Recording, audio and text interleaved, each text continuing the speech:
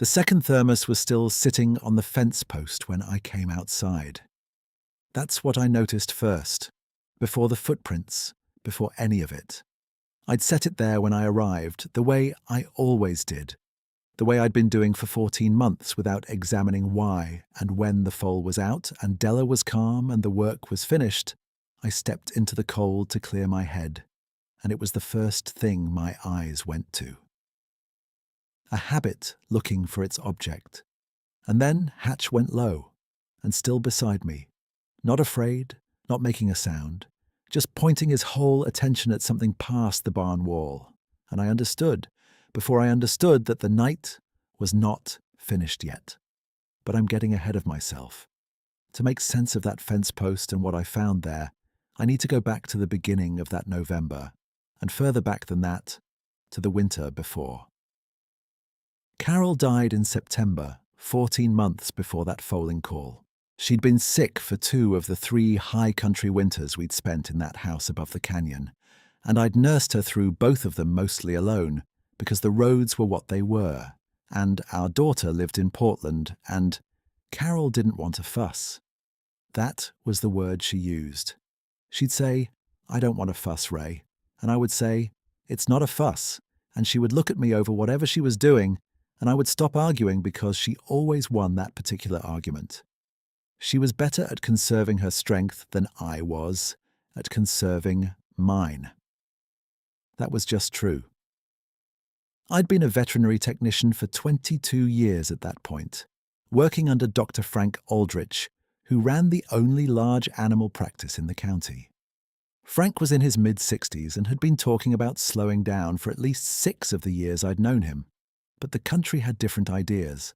We covered a territory that ran from the valley floor up to the high grazing leases at 7,000 feet, and the animals did not schedule their emergencies around Frank's retirement plans. Night calls were part of it. They'd always been part of it.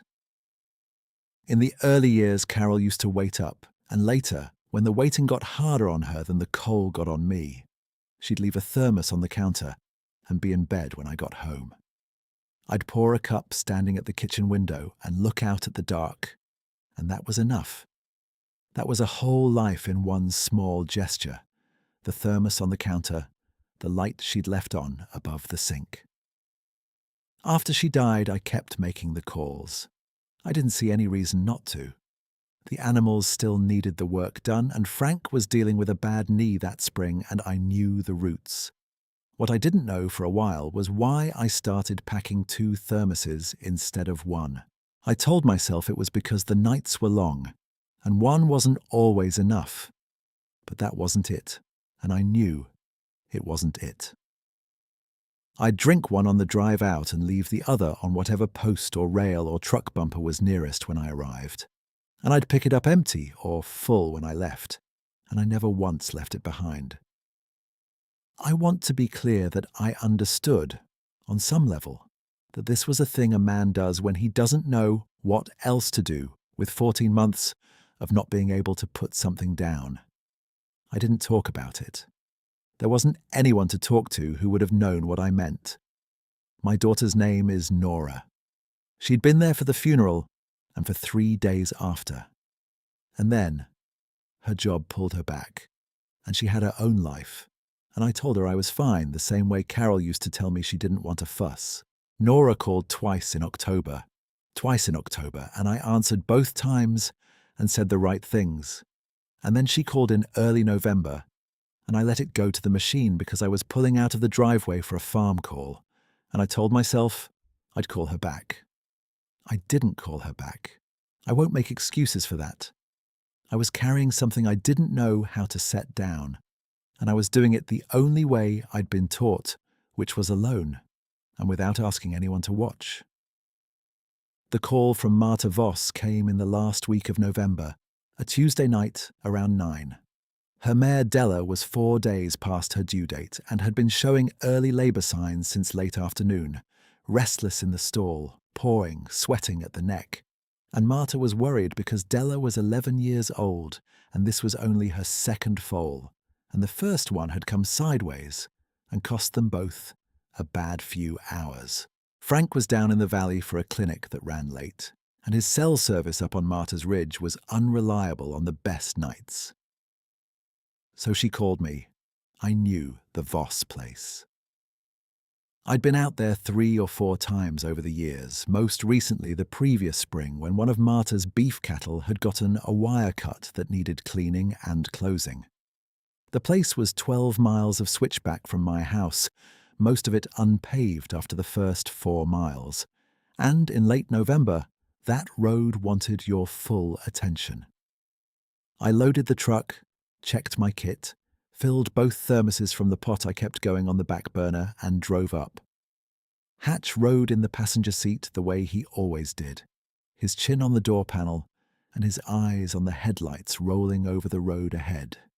He was a border collie, 8 years old, mostly black, with one white foreleg and a way of reading a room that I had come to trust more than I trusted most people's verbal reports.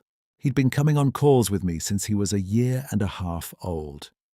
Carol had named him after a character in a book she liked, and he'd grown into the name in the way dogs sometimes grow into names, as if they understand the intention, even if not the word. We came over the last rise at 10:15 and Martha's yard light was on. She was standing on the porch in her coat when I pulled up, which told me she was worried enough to wait outside in the cold rather than watch through the window.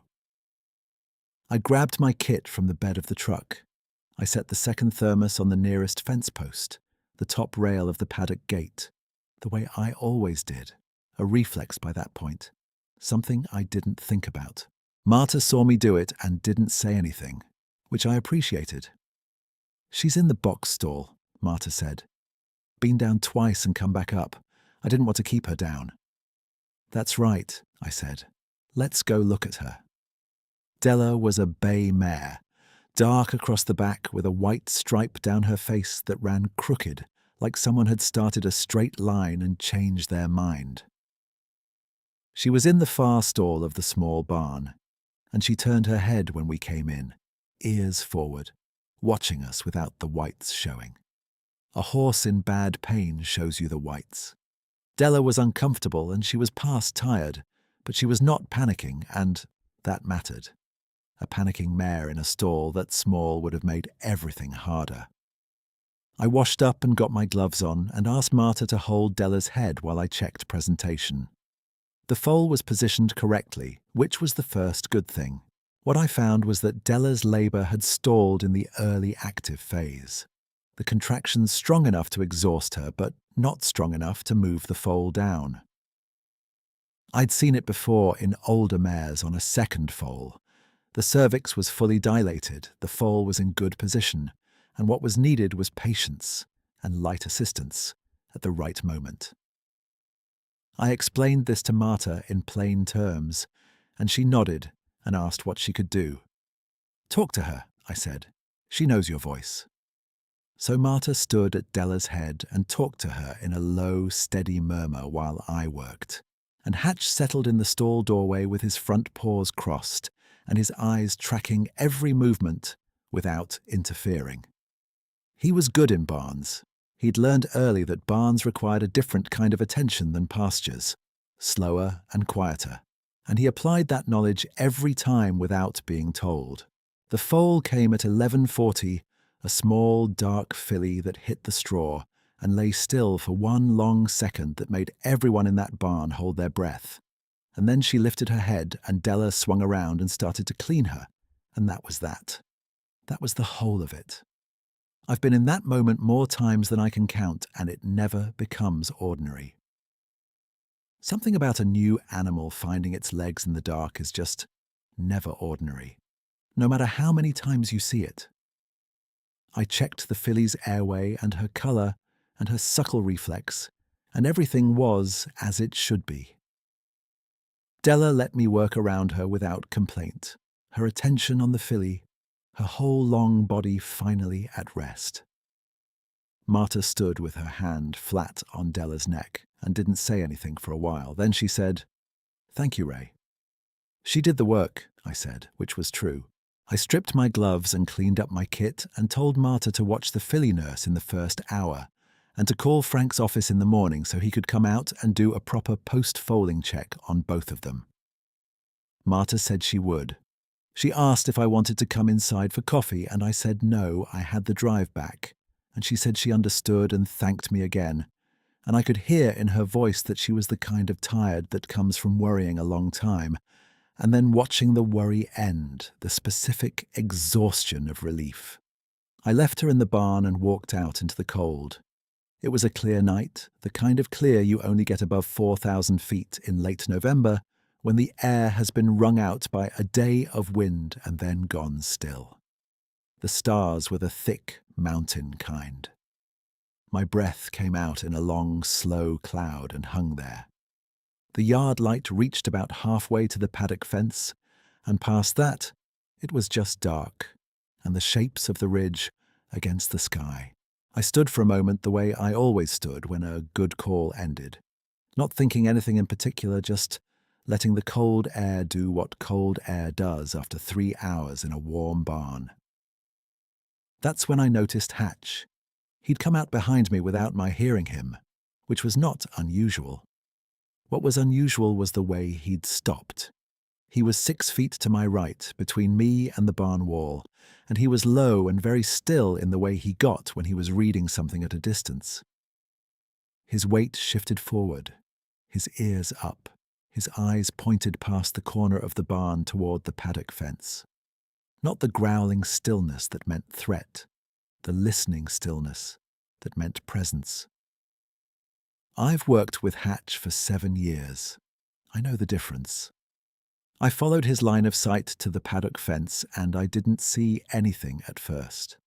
Just the fence rail and the yard light fading out and the dark past it. Then I looked at the fence post where I'd set the thermos when I arrived, the one I always picked up on the way out, and the thermos was not there. I stood very still for a moment. I thought about the wind, but there was no wind. I thought about Marta, but Marta was still in the barn. I could hear her moving in there. I thought about the thermos lid, whether it had been loose enough that the whole thing had toppled, but the rail was flat and I'd set it square. I walked over to the post and looked down at the ground on both sides of the fence. The thermos was not on the ground. It was not anywhere in the immediate area of the post. What was on the post, laid flat across the top rail where the thermos had stood, was a pine bough about 18 inches long. Fresh cut. The needles were a deep green in the beam of my flashlight, and they had been arranged inward, the cut end out, the tips pointing toward the center the way you'd set something down carefully, rather than the way you'd drop it. I stood looking at it, and I did not have a rational explanation for it, and I want to be honest about that. I tried. I stood there in the cold for probably a full minute, running through every version of how a pine bough ends up arranged on a fence post in place of a thermos, and none of the versions held. I turned the flashlight on the ground along the fence line. If you've ever done field work in mountain country, you know that hard frost on packed earth near a barn holds impressions the way nothing else does. It's a particular combination of moisture from the animals and cold from the open ground, and foot traffic pressing the surface smooth. And when something heavy walks on it, the prints are clear, and they stay clear. What I found in the frost along the fence line were footprints. Bipedal, which was the first thing.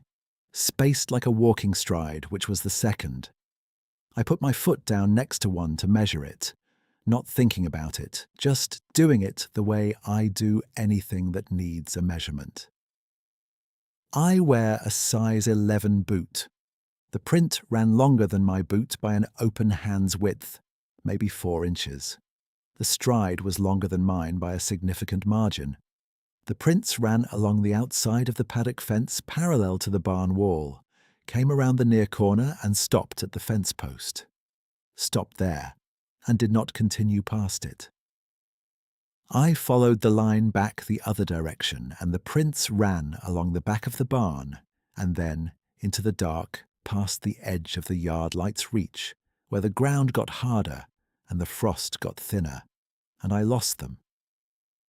I'm not going to tell you I knew in that moment what had made those prints. I don't know now. Not in any way I can certify. What I can tell you is that I tried 3 times to come up with an explanation that fit the evidence, the size, the stride, the bipedal pattern, the placement at the post, the pine bough, the missing thermos, and 3 times I came up empty. By the 3rd attempt, I had stopped trying in the urgent way and started doing something different, which was just standing in the cold with my flashlight off and the stars overhead, and Hatch sitting at my knee. He wasn't afraid. That mattered to me more than I would have expected. Hatch had been with me on enough dark mountain calls to have a working relationship with fear, and this was not what he did when he was afraid. He was sitting quiet and close, and pointing his attention out into the dark, past the fence line, past the yard light, toward the tree line where the pines came down close to the pasture. The same patient attention he gave to things worth watching. I stood there for a long time. I didn't hear anything. The night didn't move. The cold settled into my collar and my wrists where the gloves ended, and I let it. Somewhere in the barn, Marta was still talking to her horses in that low, steady voice. The new filly was alive and finding her feet in the warm straw. Della had done what she came here to do, and she was resting. I want to tell you, because I think it is the honest thing to say, that something had shifted in me by the time I picked up the pine bough and held it in my hands. Not dramatically. Not in a way I could have put words to standing there. But something that had been locked for a long time was not locked the same way it had been when I drove up that switchback road with 2 thermoses in the cup holders and the radio off. Something had been witnessed. I didn't have a word for by what, and I still don't, and I've spent the better part of a year not looking for one.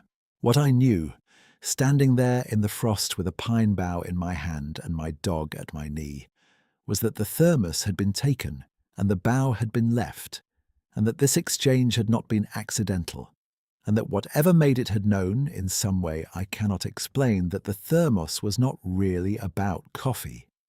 14 months of setting it on fence posts and barn rails and truck bumpers. 14 months of a habit that didn't need a name because it was doing the work a name would have interrupted. Something had been out there across those 14 months of mountain roads, or at least across this one night of them, and it had watched me set that thermos down, and it had understood something about the gesture that I had not been fully able to understand myself. I put the pine bough in the truck, on the seat next to Hatch, and I drove home. The road down was longer feeling than the road up, the way night roads sometimes are when you have more to carry. Hatch had his chin on the bough for part of the drive, which I noticed and didn't comment on. I kept the radio off.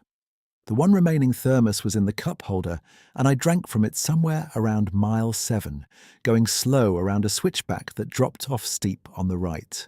And the coffee was still warm, and that was a small, specific comfort. I want to note that I looked around after those first 2 asides and wondered if this is the kind of story that does what stories like this are supposed to do, which is make the person hearing it feel like they are not entirely alone with whatever they are carrying. I think that's what I'm hoping for. If you've made it this far with me, I'd be glad to know you're there. I got home at 1:45. I put the truck in the garage and carried my kit inside and washed my hands at the kitchen sink the way I always do after a call, working the soap up past the wrists, running the water hot. The kitchen was quiet in the particular way it had been quiet for 14 months. The chair Carol used to sit in was on the other side of the table. I had stopped sitting in it around month 3, not because I decided to, but because my body kept going to the other chair automatically, the way bodies hold the shape of what they're used to. I stood at the counter for a while with the pine bough on the table in front of me. Then I went to bed. In the morning, I went out to the garage and I looked at the 2 hooks above the workbench where I kept the thermoses between calls. I'd had a habit of hanging both of them there after I'd washed them, side by side, the way I'd started doing the spring after Carol died. I hung the one I still had on its hook. The other hook was empty. It had been empty every night for 14 months, and I'd been filling it with habit anyway, and now it was just empty. I can't tell you that felt like a loss. It didn't feel like a loss. It felt more like the particular kind of quiet that comes after you've been holding your breath for a long time, and something tells you it's all right to exhale. I went in and made coffee and sat at the kitchen table and looked out the window at the ridgeline while the light came up. Hatch was on his rug next to the wood stove. He raised his head once and looked at me and then put it back down. Outside, the frost was heavy on the fence boards along the near pasture, and the pines at the top of the ridge were still in the grey pre-dawn air. I watched the tree line for a while, not looking for anything, just watching. I didn't pack a second thermos for my next call, which came 2 days later, a colic situation on a place 20 miles south. I packed one. I drove down, I did the work, and came home. The one hook in the garage held the one thermos, and I hung it there when I got back. And that was all right. I'm not going to tell you I became a different person. I went on making my rounds. I went on working under Frank, who was still talking about his knee and his retirement plans, and would probably still be talking about them in 10 years. I went on getting up early and going to bed late, and driving the switchbacks in the dark with Hatch in the passenger seat. The land didn't change. The work didn't change. What changed was smaller than the land and the work, the way small changes usually are, but it was real. 3 weeks after the Foaling call, on a Thursday afternoon in mid-December, I picked up the phone and I called Nora. It rang 4 times and I thought she wasn't going to answer, and then she did, and she said my name the way she said it, when she was surprised and relieved in equal measure, which was the same way her mother used to say it. I said, "Hey, Nor, I'm sorry I didn't call back in November." She said, "Dad." And then she didn't say anything for a moment. I said, "I know, I've been..." And then I didn't finish that sentence because I didn't have the end of it. And after a moment, she said she knew. We talked for a while. Not about anything large, about her work, about the weather she'd been having out there on the coast, about a dog she'd been thinking about getting. She asked how Hatch was, and I said he was fine. He was right there on the rug, and she said she was glad. Before we hung up, she asked if she could come out for a few days around Christmas, and I said yes, I'd like that. And I meant it. That was a conversation I had not been able to have for 14 months. I want to be plain about that. Not because I was angry at Nora or because there was anything unresolved between us. I hadn't been able to have it because I had been carrying something that made it impossible to carry anything else at the same time. And then one night, in a frost-covered barnyard, something had taken one piece of what I was carrying, and the taking had made room. Nora came out the week before Christmas. She slept in the back room and we cooked together, and she took Hatch for long walks down the lower pasture in the afternoons, while I did some fence repair that had been waiting since October. On her last morning, she sat at the kitchen table with her coffee, and she looked around the kitchen for a while, and then she said, "It feels a little different in here." I said I thought it probably did. She didn't ask me to explain that. She's her mother's daughter in some ways. I showed her the pine bough before she left. I'd kept it on the workbench in the garage, next to the tools. She picked it up and turned it in her hands and looked at the way the needles were arranged. And she looked at me and she said, "What is this?"